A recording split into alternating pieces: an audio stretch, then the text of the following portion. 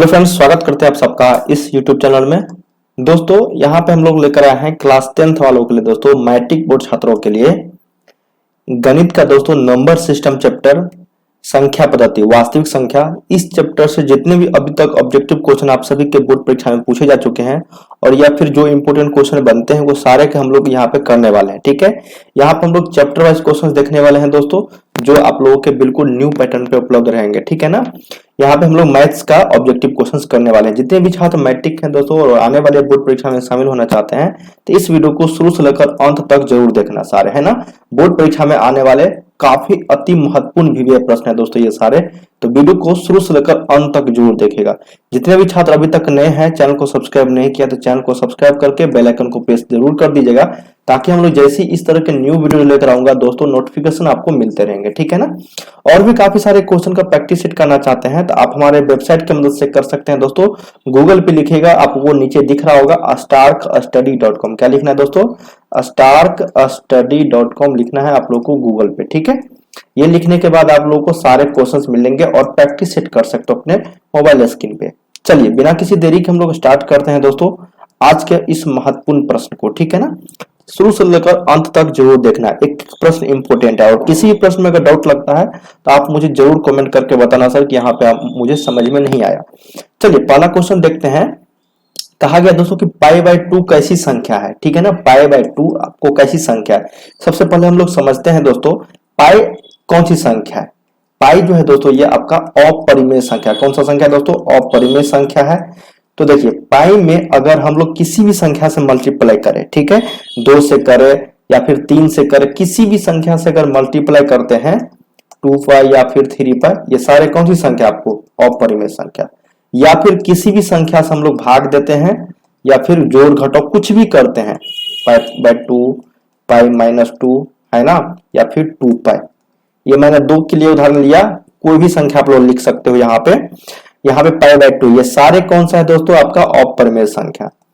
कहने का मतलब ये हुआ दोस्तों अगर किसी अपरिमेय संख्या में हम लोग किसी भी संख्या से मल्टीप्लाई करें परिमेय संख्या से, तो हमेशा क्या होता है? आपका अपरिमेय संख्या कहलाता है। तो ऑप्शन नंबर बी के साथ चलेंगे हम लोग दोस्तों, अपरिमेय संख्या। किसके साथ? अपरिमेय संख्या के साथ। तो पाई बाय 2 कैसी संख्या है? तो अपरिमेय संख्या। चलिए अगला प्रश्न की बात करें दोस्तों, दूसरा क्वेश्चन कहा गया है आपका कि निम्नलिखित में से कौन अपरिमेय संख्या नहीं है। निम्नलिखित में से कौन अपरिमेय संख्या नहीं है, ये प्रश्न है दोस्तों। चलिए देखिए, जब भी आप लोगों को स्टार्टिंग्स में गणित के क्वेश्चंस मिलेंगे एग्जाम्स में, तो सबसे पहले दोस्तों वास्तविक संख्या ही क्वेश्चन रहते हैं और वास्तविक संख्या में भी सबसे पहले आप सभी को परिमेय और अपरिमेय संख्या को पहचानने के बारे में ही पूछा जाता है। ठीक है ना, तो निम्नलिखित में से कौन अपरिमेय संख्या नहीं है इसके बारे में हम लोगों को बताना है यहाँ पे। तो अपरिमेय संख्या हम लोग इसको बोलते हैं जिसको हम लोग p बाई क्यू के रूप में नहीं लिख सकते हैं और जिसका पूर्ण वर्ग हम लोग नहीं निकाल सकते हैं, जिसका पूर्ण वर्ग नहीं हो। ठीक है ना, जिसका पूर्ण वर्ग नहीं हो हम लोग उसी को बोलते हैं कौन सा? अपरिमेय संख्या। ठीक है, तो देखिए 1/√3 ये कौन सी संख्या? ये तो अपरिमेय संख्या है दोस्तों, क्योंकि √3 कौन सी संख्या अपरिमेय है? 6 + √2 मैंने बताया था कि अगर किसी भी अपरिमेय संख्या में कोई भी परिमेय संख्या से अगर जोड़ते हैं या फिर घटाते हैं, मल्टीप्लाई करते हैं, तो हमेशा कौन सी संख्या हो जाएगा? अपरिमेय संख्या। तो ये भी आपका नहीं होगा। अब सी नंबर देखते हैं, सी और डी में थोड़ा सा कंफ्यूजन है। डी तो इनमें से कोई नहीं है, लेकिन सी हम लोग कंफर्म कर लेते हैं पहले अपरिमेय संख्या है या फिर नहीं है। तो इसको थोड़ा सा कैलकुलेशन करते हैं, क्योंकि यहाँ पे समझ में नहीं आ रहा है, क्योंकि मल्टीपल है। यहाँ पे क्या है? मल्टीपल है आपको यहाँ पे। तो इसको हम लोग करते हैं कैलकुलेशन। देखो 2 - √5 है दोस्तों, इसी को मल्टीप्लाई किया गया आपका 4 + √20 से। ठीक है, इसको थोड़ा सा हल कर लेते हैं। देखो ना, इसको करते क्या है ना हम लोग, 2 4 + √20, ठीक है, फिर माइनस √5, उसके बाद 4 + √20। थोड़ा सा कैलकुलेशन है यहाँ पे हम लोग करते हैं। देखो 4 दूनी 8 हो गया, प्लस ये 2√20 हो गया। कितना? 2√20 माइनस देखो 4√5 है दोस्तों ये। अब यहाँ पे plus minus minus root under कितना हो जाएगा? ये 20 × 100 √100। तो √100 के हम लोग क्या लिख सकते हैं यहाँ पे बताओ? 10 लिख सकते हैं ना। ठीक है, तो देखो 8 प्लस, अब √20 को हम लोग तोड़ सकते हैं क्या? यहाँ पे देखो तो 10 2 5, तो इसका 2√5 लिख सकते हैं हम लोग इसको, है ना।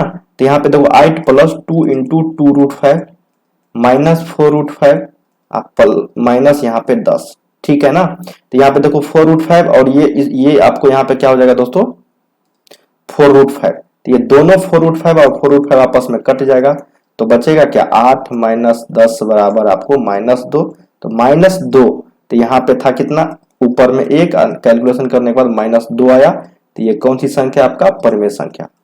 देखिए बहुत सारे छात्र इसमें मिस्टेक करते हैं, हालांकि हम लोगों ने कैलकुलेशन किया, थोड़ा सा लंबा प्रोसेस था, ताकि ये अपरिमेय संख्या नहीं है। ये कौन सी संख्या दोस्तों आपका परिमेय संख्या है, ठीक है ना। ये क्या है परिमेय संख्या। 1/-2 आया ना, इसको कैलकुलेशन करने के बाद कितना आया -2।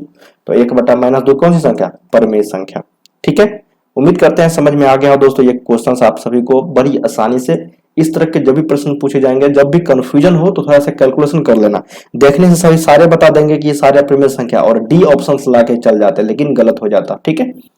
चलिए अगला प्रश्न देखते हैं। 3rd नंबर कहा गया है कि निम्नलिखित में से कौन अपरिमेय संख्या नहीं है, ठीक है भाई। तो देख लेते हैं कौन सा अपरिमेय संख्या नहीं है। √7 तो अपरिमेय है, √2/√5 भी क्या है अपरिमेय है, क्योंकि रूट लगा हुआ ना। पाई भी एक अपरिमेय संख्या है दोस्तों, और ये आपका क्या है √75/√48। इसको थोड़ा सा कैलकुलेशन करना होगा हम लोग को, ठीक है ना। 75 को थोड़ा सा हम लोग कैलकुलेशन करते हैं, 3 से करेंगे ना, 25 5√3 आया, ठीक है।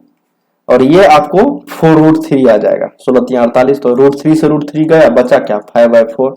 तो 5/4 कौन सी संख्या भाई, कोई बच्चा बता देगा ये कौन सी संख्या है परिमेय संख्या है। तो अपरिमेय संख्या नहीं है, तो इसका मतलब 4 ऑप्शन नंबर डी ये परिमेय संख्या है। किसी भी तरह का कोई दिक्कत नहीं होनी चाहिए किसी भी प्रश्न में, ठीक है ना। हम लोग चैप्टर वाइज कर रहे हैं इसलिए कोई भी दिक्कत नहीं होनी चाहिए।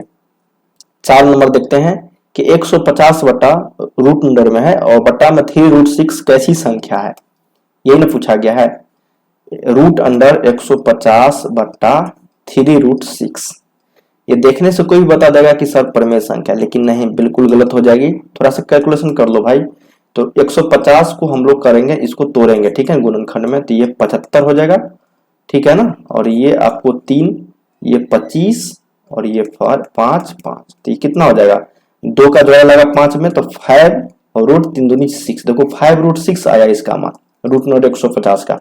तो 5√6 लिखेंगे भाई, और 3√6 पहले से था नीचे में, तो √6 से √6 गया तो बचा कितना 5/3। और 5/3 कैसी संख्या बताओ, कोई बच्चा बता देगा ये कौन सी संख्या है परिमेय संख्या। तो आ गया ना परिमेय संख्या, लेकिन देखने से लग रहा था कि √150 पूर्ण वर्ग नहीं है, √6 भी पूर्ण वर्ग नहीं है, तो लगा दो अपरिमेय संख्या। नहीं, बिल्कुल गलत हो जाएगी। जब भी इस तरह के प्रश्न पूछे जाएंगे तो थोड़ा सा कैलकुलेशन कर लेना, ठीक है ना, आपको आंसर मिल जाएगा। ऑप्शन नंबर बी के साथ चलेंगे परिमेय संख्या। अगला प्रश्न देखते हैं 5 नंबर। कहा गया है कि निम्नलिखित में से कौन अपरिमेय संख्या है। निम्नलिखित में से कौन अपरिमेय संख्या है भाई, इसको कैलकुलेशन करो। 64/36, ये 8/6 हो जाएगा। जो परिमेय संख्या है इसका 9 हो जाएगा। इसको थोड़ा सा कैलकुलेशन करो भाई, √2.5, इसको करोगे तो ये √10 आ जाएगा, ठीक है ना। तो ये 5/√10, ये भी पूर्ण वर्ग नहीं है, और ये -49 का -7/9। तो ये देखने से लग रहा है ये क्या है अपरिमेय संख्या है। तो ऑप्शन नंबर किसके साथ चलेंगे हम लोग, सी के साथ चलेंगे ना, यही है आपका अपरिमेय संख्या 4 ऑप्शंस में से, ठीक है। चलिए अगले प्रश्न की ओर बढ़ते हैं हम लोग 6 नंबर की ओर।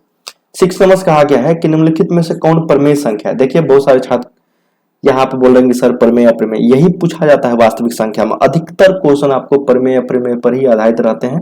तो परिमेय और अप्रमेय संख्या को हम लोग यहाँ से काफी अच्छे तरीके से समझ जाएंगे, ताकि इस पे आधारित जितने भी क्वेश्चन पूछे जाएंगे वो आप आसानी से देखते ही यहाँ पे आंसर कर सको, ठीक है ना। परिमेय संख्या हम लोग निकालते हैं 81/91। क्या कटेगा, ये नहीं कटेगा दोस्तों। 81 तो कट जाएगा नॉन, लेकिन 91 जो है नहीं कटेगा, तो ये अपरिमेय संख्या हो जाएगा, ठीक है ना। ये परिमेय संख्या नहीं है, तो इसलिए ये नहीं होगा। √49/101 ये भी नहीं होगा। 7/√101 बचेगा। अब इसको देखते हैं दोस्तों, 32 दूना 64, तो क्या ये कट सकता है क्या? 32 1 दूना 64, तो ये रूट अंडर 1/√2, तो ये भी नहीं होगा, ये भी आप लोगों को क्या हो जाएगा अपर में। अब इसको देखते हैं, √98/128, तो ये कट जाएगा दोस्तों, 2 से 49 और 2 से 64, जी बिल्कुल, तो ये हो जाएगा √49 और बट्टा में रूट अंडर क्या हो जाएगा ये 64।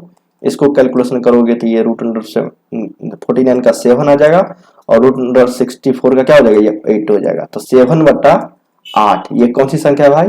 ये आपका परिमेय संख्या। ये कौन सी संख्या है? परिमेय संख्या। तो ऑप्शन नंबर कौन सा हो जाएगा? 4 हो जाएगा कि नहीं? किसी भी तरह का कोई दिक्कत हो तो जरूर कमेंट करके बताना, ठीक है ना।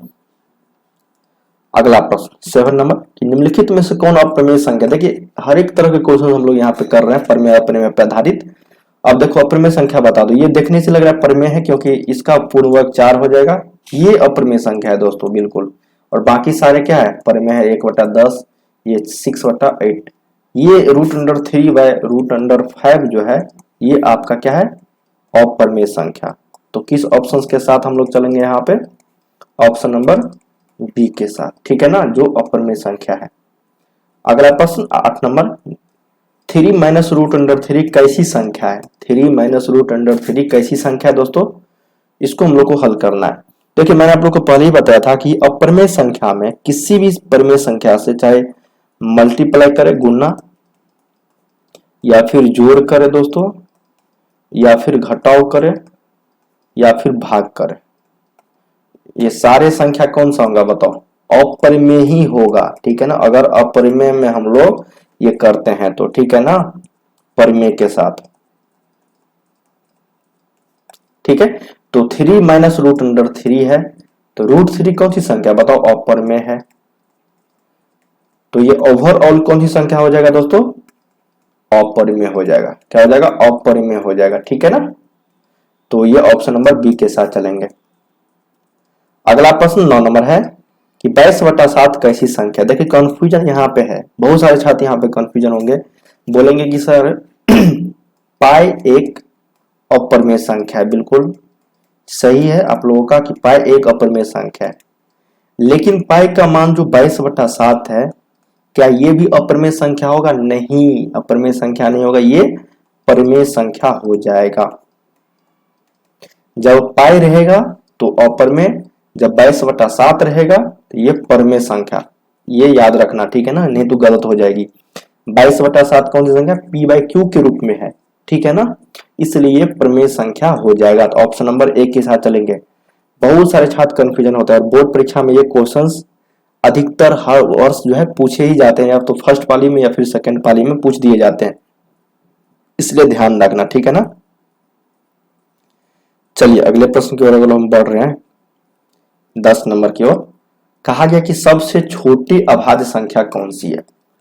भाई देखो अभाज्य संख्या प्राइम नंबर बोलते हैं हम लोग, प्राइम नंबर। तो सबसे छोटी अभाज्य संख्या, तो अभाज्य संख्या हम लोग इसको बोलते हैं ना, देखो समझ लो, कभी जिंदगी में भूलोगे नहीं, ठीक है। अभाज्य संख्या किसको बोलते हैं हम लोग? जिस संख्या का केवल 2 गुणनखंड हो, केवल 2 गुणनखंड हो, एक एवं स्वयं संख्या, एक एवं स्वयं संख्या, ठीक है। तो देखो सबसे छोटी पूछा गया है, तो एक तो एक ही संख्या है ना, इसमें तो हम लोग एक से भाग तो देंगे ही, और ये सबसे छोटी अभाज्य संख्या 2, 3, 4, 5, चलो 4 को हम लोग देखते हैं यहाँ पे। तो सबसे छोटी अभाज्य संख्या जो हो जाएगा ये आपको 2 हो जाएगा, क्योंकि इसका देखो ना 1 और 2 और किसी भी संख्या से विभाजित नहीं है। 3 को देखो 1 और केवल 3 से, 4 को देखो दोस्तों तो ये 1, 2 और 4 हो जाएगा, तो ये गलत हो जाएगी, ये आपका अभाज्य संख्या नहीं है, ठीक है ना। 5 देखो 1 और केवल 5, उसके बाद 7, उसके बाद 11, उसके बाद 13, उसके बाद 17, उसके बाद 19, उसके बाद 23, उसके बाद 29, उसके बाद 31, उसके बाद 37, उसके बाद 41, उसके बाद 43, ये सारी संख्या कौन सी है बताओ? अभाज्य संख्या है। तो सबसे छोटी अभाज्य संख्या कौन सा हो जाएगा? 2 हो जाएगा। जिसका केवल और केवल दो गुणनखंड हो, एक एवं वो स्वयं संख्या, ठीक है ना, इसलिए यहाँ पे 2 हो जाएगी। बताओ अब अभाज्य संख्या कौन सा है? अभाज्य संख्या बताओ 71। 1 और 71 के अलावा किसी भी संख्या से ये विभाजित नहीं हो रही है, इसलिए ये अभाज्य संख्या कहलाएगा, ठीक है। चलिए अगले प्रश्न की ओर बढ़ रहे हैं हम लोग। 12 नंबर कहा गया दोस्तों कि परिमेय संख्या अगर 2 के पावर 3 है और नीचे में है 2 के पावर 3 गुने 5 के पावर 2, तो ये दशमलव प्रसार जो है वो कैसा होगा? तो ये शांत दशमलव प्रसार होगा दोस्तों। इसका एक ट्रिक होता है, ठीक है ना। अगर कोई संख्या p बाई क्यू के रूप का हो, p बाई क्यू के रूप का हो संख्या, जहां q का मान 2 और 5 के गुणनफल का हो, ठीक है ना, 2 और 5 के गुणनफल का हो, तो हमेशा जो है शांत दशमलव प्रसार होगा। लेकिन एक शर्त है कि p और q में कोई भी उभयनिष्ठ गुणनखंड नहीं होनी चाहिए। उभयनिष्ठ मतलब कॉमन दोस्तों, इसमें कोई भी नहीं होनी चाहिए, उभयनिष्ठ गुणनखंड नहीं होनी चाहिए, ठीक है ना। तो यहाँ पे बताओ ये 2 के पावर 3 गुने 5 के पावर 2 है, तो ये शांत दशमलव प्रसार कहलाएगा। तो ऑप्शन नंबर ए के साथ चलें। इस पे आधारित अभी जस्ट हम लोग काफी सारे क्वेश्चंस करने वाले हैं। अगला है 13 नंबर दोस्तों। कहा गया है कि 29/343 का दशमलव प्रसार कैसा होगा? तो मैंने बताया था अभी कि 29/343 को हम लोग क्या करेंगे, पी बाई क्यू के रूप में लिखेंगे और क्यू का अभाज्य गुणनखंड निकालेंगे 343 का। तो 343 में लगा आपको 2 और 5 आने वाला है, कभी भी नहीं तो अशांत आवर्ती, डायरेक्ट अशांत आवर्ती मारेंगे, ठीक है ना। क्या मारेंगे दोस्तों? अशांत आवर्ती हम लोग डायरेक्ट लगाएंगे, ठीक है। ऑप्शन नंबर हम लोग को 13 का 2 हो जाएगा अशांत आवर्ती। अब देखो 13/3125 है, दशमलव प्रसार कौन सा होगा? पी बाई क्यू में है, बिल्कुल है। क्यू का भाज्य गुणनखंड 3125 का भाज्य गुणनखंड निकालते हैं हम लोग। 5 से लगेगा 625 हो जाएगा, ये 5 से लगेगा 125 हो जाएगा, 5 से लगेगा 25 हो जाएगा, ये फिर 5 से लगेगा 5 हो जाएगा। तो देखिए दोस्तों 5 के पावर 5 गुने 2 के पावर 0 लिख सकते हैं ना। तो देखो 13/5 के पावर 5 आया, 2 के पावर 0, 2 और 5 के अलावा कुछ भी नहीं आनी चाहिए शांत दशमलव प्रसार होने के लिए। तो ये शांत दशमलव प्रसार का उदाहरण है, तो ऑप्शन नंबर 1 हो जाएगा शांत, ठीक है। 13/3125 कौन सा है? तो शांत आवर्ती का है। चलिए अगले प्रश्न की बढ़ रहे हम लोग। कहा गया दोस्तों 15 नंबर कि यदि p का मान यदि p 3 के पावर n का रूप को, p बराबर 3 के पावर n, ठीक है, और q का मान है दोस्तों 6 के पावर n गुने 5 के पावर m, बिल्कुल, तो भिन्न p बाई q का जो रूप होगा दशमलव प्रसार वो कैसा होगा? तो 3 के पावर n गुने 6 के पावर n गुने 5 के पावर m है, तो हम लोग इसको लिख सकते हैं क्या दोस्तों? देखो तो ये इसमें 3 जो ये 3 इसको लिख सकते हैं इस तरीके से हम लोग। यहाँ पे 2 अगर कॉमन ले लेंगे तो 3 बचेगा, तो 3 से 3 कट जाएगा, ठीक है ना। तो ये आपको 2 के पावर n गुने 5 के पावर m के रूप का आ जाएगा। क्या आ जाएगा दोस्तों? 2 के पावर m और 5 के पावर n, या फिर 2 के पावर n गुने 5 के पावर m के रूप का आ जाएगा। तो ये संख्या जो हमेशा कौन सी संख्या होगी? आपको शांत दशमलव प्रसार कहलाएगा, ठीक है, शांत। ऑप्शन नंबर बी के साथ चलेंगे हम लोग, ठीक है ना। क्योंकि 6 है दोस्तों तो कॉमन है यहाँ पे 2 ना, तो 2 और 3 यहाँ पे 3 से 3 कट जाएगा तो बचेगा 2, तो यहाँ पे इसलिए आपका शांत दशमलव प्रसार कहलाएगा। ऑप्शन नंबर बी के साथ चलेंगे। अगला प्रश्न है दोस्तों 16 नंबर। कहा गया है कि 0.47 सिर्फ 7 पे रेकरिंग है, इसको कैलकुलेशन करना था। हम लोग करेंगे, इसको 47 लिखेंगे, जिस पे रेकरिंग नहीं उसको घटा देंगे, ठीक है, और जितना रेकरिंग है उतना 9 और जिस पे रेकरिंग नहीं है उतना 0। तो ये हो जाएगा 47 में से 43 और ये 90, तो ये क्या हो जाएगा दोस्तों आपको 43/90 हो जाएगा। ऑप्शन नंबर क्या हो जाएगा? ए हो जाएगा 43/90, ठीक है। ये आपको रेकरिंग वाला सवाल होता है दोस्तों, पी बाई क्यू के रूप में हमको निकालना रहता है, ठीक है ना। चलिए अगले प्रश्न की ओर हम लोग बढ़ रहे हैं, यहाँ पे नेक्स्ट क्वेश्चन की ओर बढ़ रहे हैं।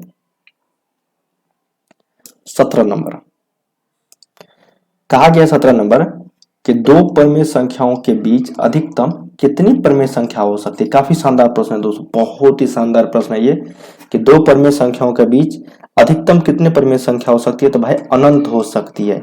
मान लो कि कोई संख्या 1 है और 10 है, तो 1 एवं 10 के बीच 1 2 3 3.1 2.4 मतलब अनंत संख्या हो सकते हैं। ठीक है ना, कौन थे, अनंत संख्या। तो इसलिए अनंत यहाँ पे संख्या हो सकती है। ऑप्शन नंबर 4 के साथ चलेंगे, अनंत। ठीक है ना। चलिए अगले प्रश्न की बात करें। 18 नंबर कहा गया है, क्या सभी वास्तविक संख्याएं एक परिमेय संख्या है। क्या सभी वास्तविक संख्याएं एक परिमेय संख्या हो सकता है दोस्तों। क्या बहुत सारे छात्र बोलेंगे कि हाँ और नहीं। क्यों, क्योंकि वास्तविक संख्या में आपको परिमेय प्लस अपरिमेय दोनों आ जाता है। तो क्या अपरिमेय संख्या कभी परिमेय संख्या हो सकता है क्या, बिल्कुल नहीं।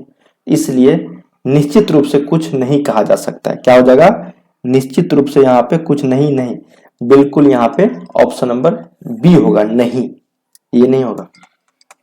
ठीक है ना, क्योंकि क्या सभी वास्तविक संख्या एक परिमेय संख्या, हाँ या नहीं में उत्तर देना है, तो नहीं भाई। ठीक है ना, क्या ऐसा क्वेश्चन रहता, क्या सभी परिमेय संख्याएं वास्तविक संख्या है, तो बिल्कुल ये सही होता। लेकिन वास्तविक संख्या तो परिमेय और अपरिमेय दोनों हो जाते हैं, इसलिए सभी वास्तविक संख्या एक परिमेय संख्या नहीं हो सकती है। ऑप्शन नंबर बी के साथ चलेंगे। बहुत सारे छात्र यहाँ पे मिस्टेक करते हैं, ध्यान से देखना। अगला है कि एक परिमेय संख्या और एक अपरिमेय संख्या का योग कैसी संख्या होती है। तो अपरिमेय, जस्ट हम लोगों ने यहाँ पे पहला ही दूसरा क्वेश्चन किया था कि अगर कोई संख्या मान लो कि परिमेय है और एक संख्या अपरिमेय है, तो दोनों का मल्टीप्लाई या फिर जोड़ क्या होगा बताओ, अपरिमेय होगा, होगा ना, इसलिए ये अपरिमेय संख्या हो जाएगी। चलिए अगले प्रश्न की बात करें। 20 नंबर कहा गया है कि परिमेय संख्या p/q का शांत दशमलव भिन्न में प्रसारित होने की शर्त क्या है। तो p/q के रूप में अगर कोई संख्या है और वो शांत दशमलव में होना चाहिए, तो उसके लिए एक शर्त है दोस्तों कि q का गुणनखंड 2 और 5 के रूप का होना चाहिए। 2 के पावर m और 5 के पावर n। वो कौन सा, q का, हर का दोस्तों, हर का। ठीक है ना, तो देखो q में कहा है 3 नहीं, ये गलत हो जाएगी, ये ऑप्शन नंबर सी हो जाएगा सही। ठीक है ना, तो दोस्तों हम लोगों ने यहाँ पे टोटल 20 क्वेश्चंस किए हैं आपको रियल नंबर चैप्टर से। किससे, रियल नंबर वास्तविक संख्या वाले चैप्टर से।